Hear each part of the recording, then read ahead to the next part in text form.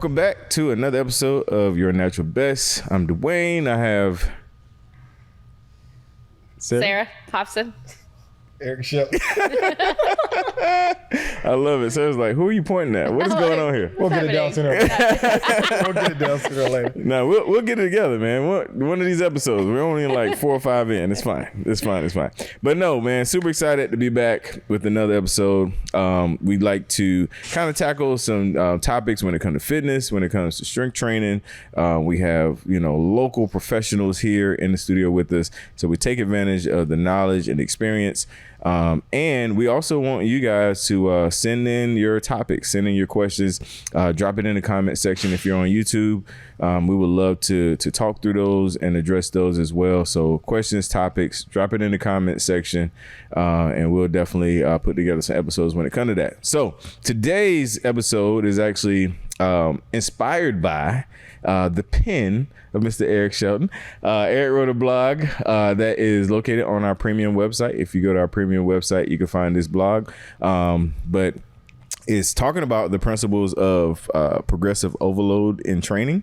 And so, Eric, since you wrote the blog, man, I want you to kind of kick it off, man, kind of talk through it, just why. I want the why first, why you write about it. And then we'll kind of, I'll let you kind of drive it, man. We'll kind of discuss some of the key points in that blog. All right. Well, I guess I got to drive today. Let me sit up now. But so the principle of progressive overload is probably one of the most used terms in personal training and fitness across all accounts, whether it's weight loss, fat loss, muscle gain, basically all levels. Principle of progressive overload will be for you, right? So the actual purpose of it is, I'm trying to think of an analogy, but in simple terms is, hey, if I go to the gym today and I can only lift 10 pounds, I will lift that 10 pounds for X amount of reps. And then maybe next week, if I lifted it for 10 this week, can I lift it for 11 next week? And as you gradually keep adding reps or adding weight, you're going to get stronger. And that's basically the principle of progressive overload. And I think that applies to basically, I guess, almost all aspects of our life, right? It's like, hey, I know I always talk about you podcasting, but it's like, hey, if I talk in front of a mic for 5 minutes and then I get to where I could do 30 minutes, that's the principle of progressive overload. Some people can't just jump in and do 60 minutes of a podcast or any conversation, but you built the reps, you built the repetition, and all of that helped you eventually get to where you are now. Sounds good, man. Sounds good. So Sarah, Eric kind of give us the overall principles of it, and I'm sure you apply it. So what is your experience with it, and what is your opinion when it comes to progressive overload, and how do you apply it? Really, it's essential. Progressive overload, it's not negotiable. You should always be challenging yourself, no matter if it's cardio, weightlifting, any kind of workout you're doing. Increasing those reps, increasing the weight. You can play around with it. You can write your workouts out if you want, and then you have it with you. I've seen some people with a little notebook in the gym so they can kind of track. I'd say every workout you should be able to at least, even if you're not quite ready to up that weight, at least, do another rep or two. That way you're always getting a little bit stronger each time you're working out. Yeah, no, I love that. The key thing that you said that I do a thing, this is an old podcast secret. When I think of something while somebody's talking, instead of interrupting them, I cross my fingers so I don't forget. So the key thing that you said that I think we really want to hone in on this episode is tracking. Tracking is super important because, again, if you're a novice to the gym, if you're just figuring things out, you try your weight, you don't know, so write down, okay, this was easy or this is a little tough, go up, go down. You can't progressive overload unless you have a base. Would I be correct in saying that, Mr. Blogger? I think you're correct. I mean, and even with, you prepped underneath me and like, hey, I always say you should track your weights for multiple different reasons, right? We need to know when your strength declines. But also, if you're getting stronger, then that means we're fueling your body the correct way. You're having enough food to go to the gym and progress weight daily. Of course, the later you get into prep, the less food, all those things, of course, will also go with you losing strength. But of course, tracking your strength and tracking all that stuff daily is essential. Absolutely, yeah. And Sarah brought up the notebook. Sarah, you probably remember this. Eric's too young to remember this, but bodybuilder.com. Yeah, you used to print that joint out, print it out, take it to the gym. Eric, anything? No? I know about bodybuilding. Oh, okay. I caught the articles. I don't know. I remember they had an app too. A little bit. But so this is before the app, bro. This was website only, and you had to print it out. They had these different programs, like Jim Stepani was like the main guy there. It was like, get shredded or get, bulk, whatever. And you print out that workout and you take it to the gym. You have your little clipboard and you write down your weight and you track it. Man, that's old school right there, brother. You lost me. Yeah, that's almost as old school as MapQuest. Sarah, remember this too? No, print out MapQuest. No. And had that turn by turn. Somebody made a meme, was like, man, MapQuest, we used to be running around like pirates with MapQuest. It's like 10 pages long. Yeah. I remember when I first met my wife, I was I drove to Greenville for the first time, and it was at night, and I had my MapQuest. I was turning on the little interior light, all right, making sure. But anyway, tracking is important. I got off on the tangent, but tracking is important.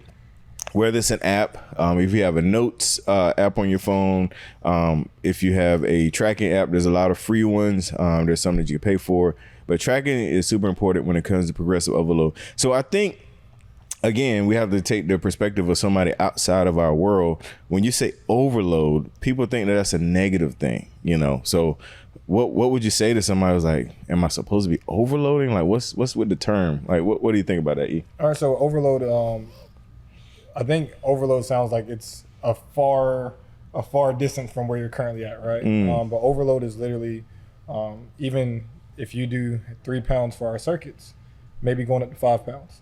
But this is also done in a safe way. Like, you're not supposed to jump 10, 20, 30 pounds as an overload.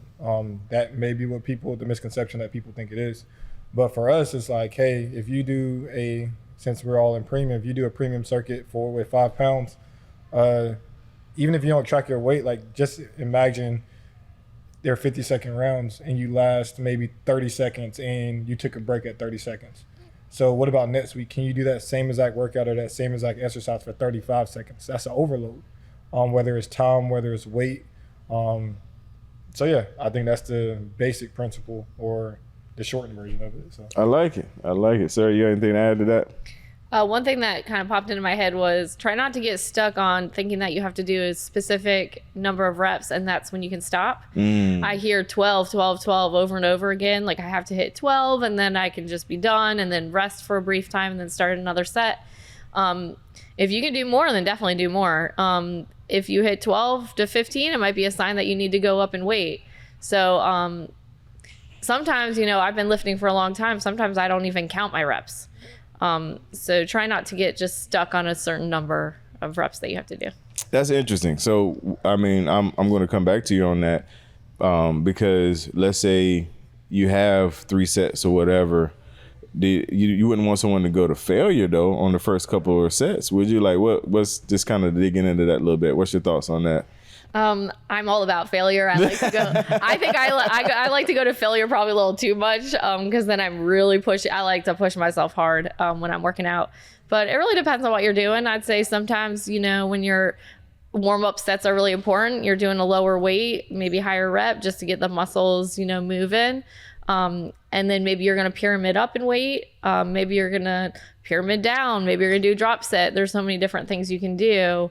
But no, you don't have to go to failure every time. But I would try to, one way you're going to kind of hurt your progress is to always be thinking, I have to do 4 sets and I have to do, 20 reps the first set and then 15 and then 10 and then 8 or whatever those numbers might be. It's a good guideline to go to or like to refer to at first, but then don't let that be the only thing that you're trying to do. Just hit those specific numbers every single time. I like it. Okay. I'm glad you followed up on that.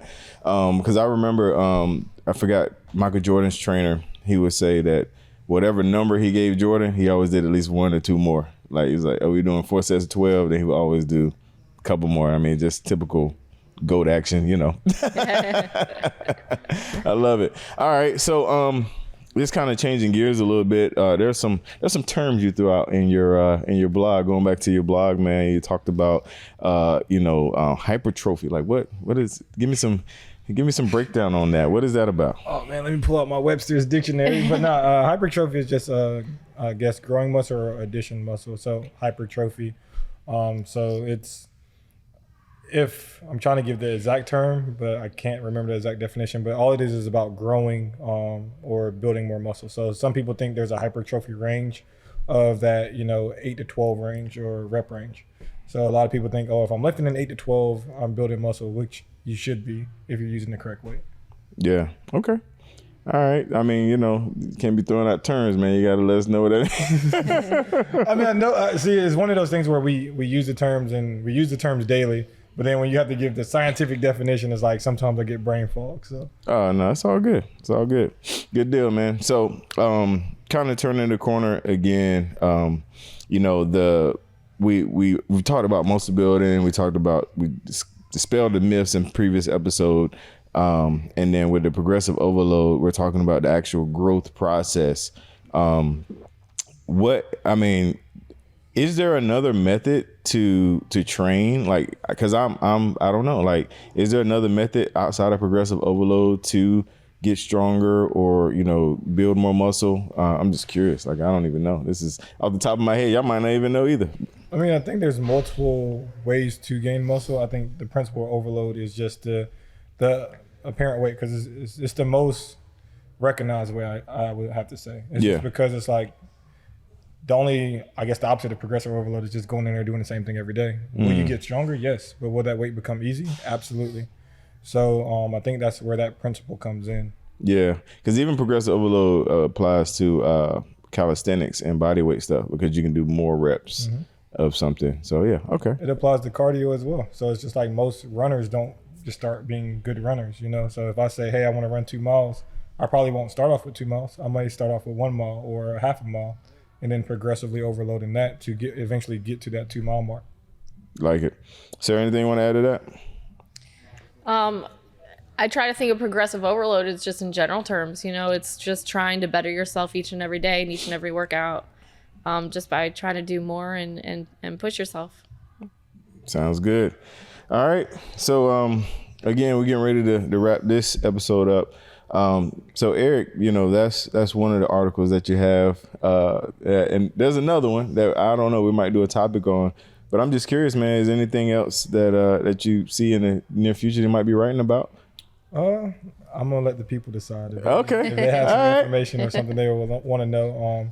Of course, we try to find things where that's Googled a lot or that's asked a lot. Because of course we can offer information all day, every day, right? But then it's like, what do the people need to know? And I think that's what's most important. I like it. And before we went live, Sarah was like, let me know, I'll write something too, because we want to provide as many resources as possible. I love podcasts and I watch a podcast all day. Some people like to read, man. I mean, those weird people, they like to read. But no, I mean, if you do, we definitely want that. So that's another thing. If there's a topic that you want us to blog about, put that in the comment section as well. And Sarah can definitely jump in on anything that, she feels passionate about. Yeah, so definitely. All right, y'all. Well, anything y'all want to say in closing? If this is a progressive overload episode, hey, get 1% better every day. I love it. Take those before and after pictures so you see those differences that are happening. There you go. Good stuff, man. Till next time, y'all.